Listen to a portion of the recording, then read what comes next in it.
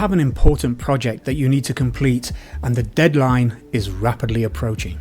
You want to start, you know you should start, but you're not starting. Instead, you're beating yourself up because, as usual, you're just being lazy.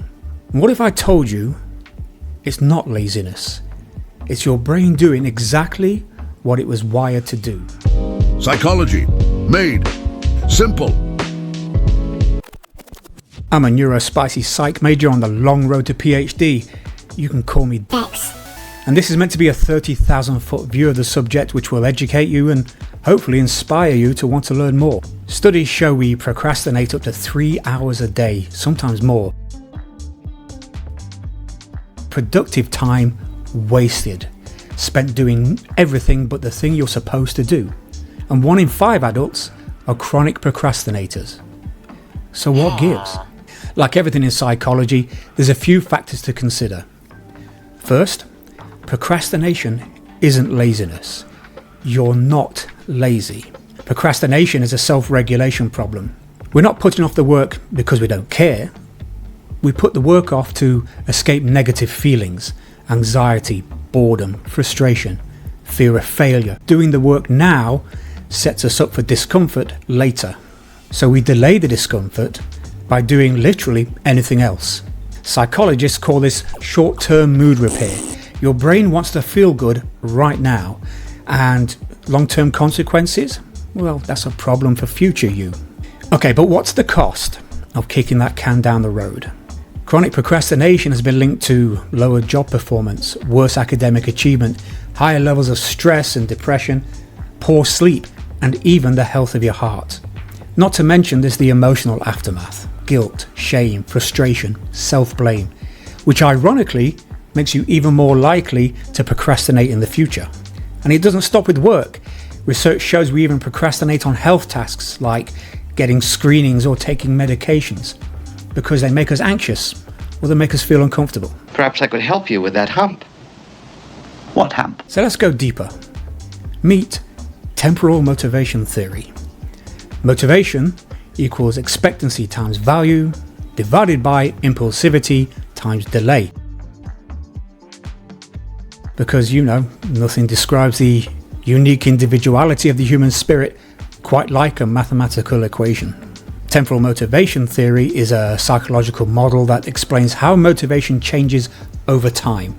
Translation?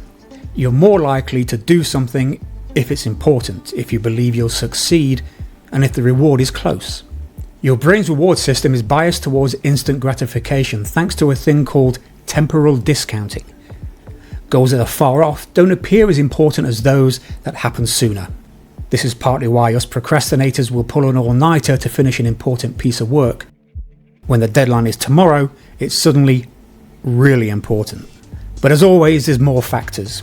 Enter Dopamine. the chemical in your brain that makes you motivated and focused and rewards you with happy feelings when you achieve a goal. Your brain's reward system is biased towards instant gratification. It wants the feel-good hit now. And social media, food, Netflix, video games, they deliver dopamine in seconds and with very little effort.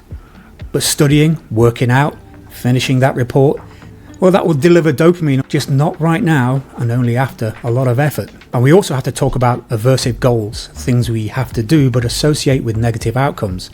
Fear of judgment, perfectionism, boredom. Those kinds of emotional resistance actually drive your avoidance. And if your brain is stingy in the executive function department, or you're dealing with conditions like high trait anxiety, you're more vulnerable to procrastination. In fact, procrastination shares a lot of overlap with ADHD and emotional dysregulation. Don't sweat the technique. It's cool, baby Dex. Here's the breakthrough. Procrastination is about emotional regulation, not time management. And once you know that, you can start working smarter instead of spinning your wheels. I must spill the tea. Tea backed by science, homie. You know how we do it. Mental contrasting.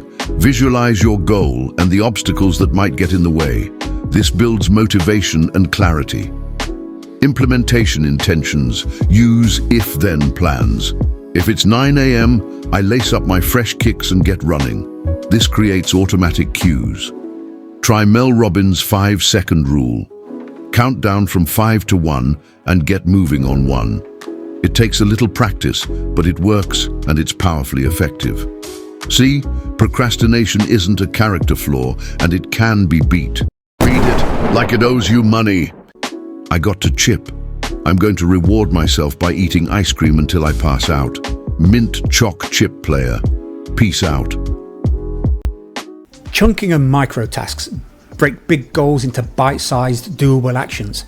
This reduces overwhelm, builds momentum, and you get to reward yourself often. Celebrate every victory, no matter how small. If that means you work 15 minutes, breaking for 10 minutes, then working another 15 minutes, that's cool. Reward yourself with something that you enjoy. Eat some chocolate. Treat yourself. Play a little bit of Elden Ring. Treat yourself. Dance around. Whatever feels good to you. I gotta treat myself. Better yet, if you can do something to reward yourself while doing something unpleasant, like listening to your favourite music while you study, then you're really onto something. And something to remember, perhaps most importantly, definitely for me, guilt makes it worse. Beating yourself up is not a motivator. Cut yourself some slack. Compassion helps you restart faster. That's science. Bottom line, the best method to beat procrastination, and it can be beat, is the method you will actually use. I've given you a few ideas, so play with them.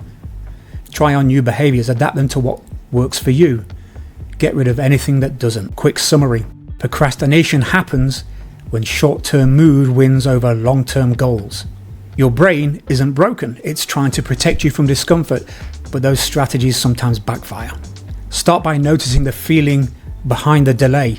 Ask yourself, what am I really avoiding? Then build a micro step and name a trigger, such as, if it's after lunch, I'll open that doc, I'll start writing. It's 8:30, the alarm goes, time to get my sneakers on, I'm going to run or walk. Every big project, and some not so big projects, like this channel for instance, starts with one uncomfortable action. This episode. But the science says action becomes easier once you begin. Get momentum. So what's your weirdest way to procrastinate? Deep cleaning the microwave? Building IKEA furniture? Reorganizing your books by colour? Drop it in the comments and don't delay. And if you organize your books by colour, you belong in a circus. Please like and subscribe, you legend.